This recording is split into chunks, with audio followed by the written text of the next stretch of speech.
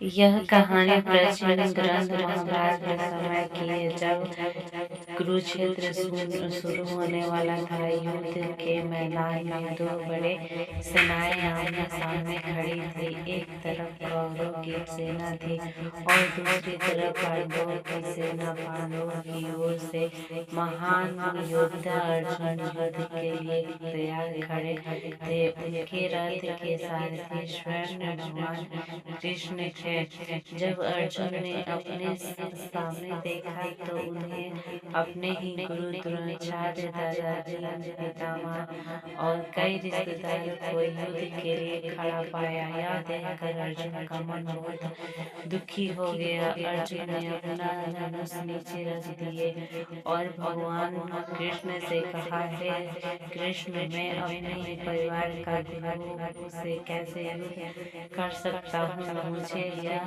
युद्ध सही नहीं लगता। अगर इनको मारकर मुझे राज्य भी मिल जाए तो उनका क्या फायदा। तब भगवान कृष्ण मुस्कुराए और अर्जुन को जीवन का महान ज्ञान देना शुरू किया। यही उद्देश्य आगे चलकर भगवत गीता के नाम से प्रसिद्ध हुआ।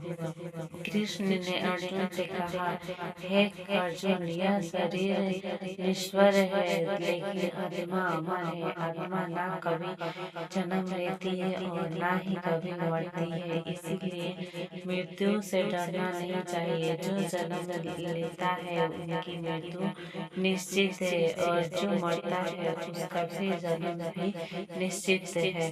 फिर भगवान कृष्ण ने कर्म का महत्व बताया। उन्हें कहा, मनुष्य को अपने कर्तव्य पूरी ईमानदारी से करना चाहिए, लेकिन उनके फल की चिंता नहीं करनी चाहिए। अगर तुम अपने धर्म और कर्तव्य के लिए युद्ध कर रहे हो तो यह सही है।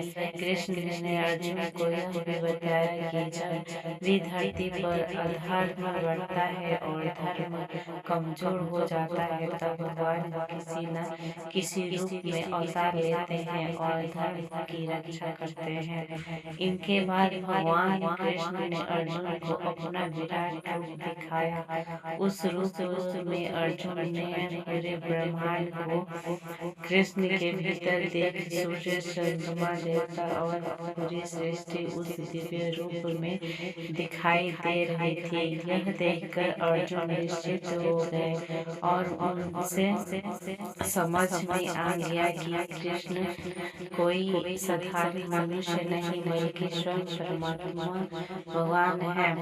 अर्जुन का भ्रम और डर समाप्त हो गया। उसने फिर से अपना धनुष उठाया और भगवान कृष्ण से कहा, हे प्रभु, जब मेरा